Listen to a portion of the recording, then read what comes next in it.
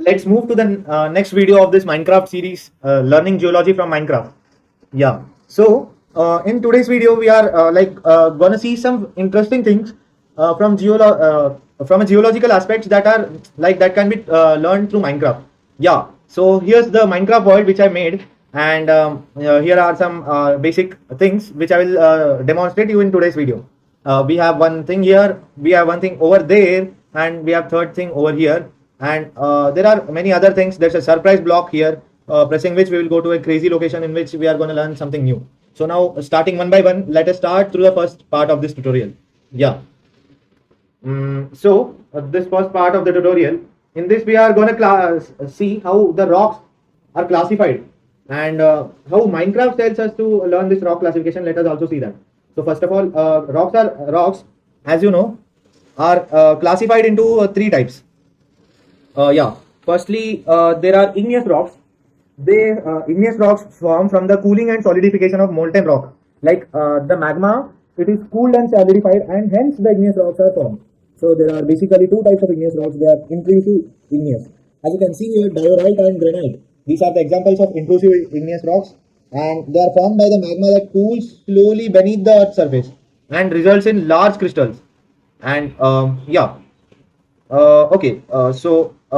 moving to the next example, these are extrusive igneous rocks, which means extrusive in the sense they extrude from the Earth's surface, and they cool quickly on the surface and result in fine grained or glassy textures. As you can see here, basalt, not only basalt but also smooth basalt, rather than this stuff, and also obsidian. These are the four examples, which are examples for the extrusive igneous rocks, and they are formed from lava cooling quickly on the surface. And moving to this was the first type of rock classification, the igneous rocks. Moving to the next type, it comes the sedimentary rocks. Sedimentary rocks are formed by the accumulation, compaction, and cementation of material and organic particles called sediments. Yeah, they're often derived from pre-existing rocks. Because there are some agents which create the sedimentary rocks, like the wind. Let's say the major agent is water. Actually, the water takes all the sediment with it and deposits it in place to place. Hence, these sedimentary rocks are formed. For example, there are three kinds of sedimentary rocks. Yeah, let's say there are three types majorly classified. First of all, it comes the chemical sedimentary rocks, in which calcite and dripstone are a good example, which could be seen in Minecraft. And they are formed by the precipitation of minerals from other solution. And rather than this, except this, there are also other examples like sandstone and clay. Sandstone and clay, which are clastic type of sedimentary rocks. Like they are comprised of fragments of other rocks, and they are collectively they are together and form a rock. And these were the examples, sandstone and clay. And there are also other examples of sedimentary rock. Likely they are not available in Minecraft. Like it's a, for example, the coal. These all are the types of organic sedimentary rocks.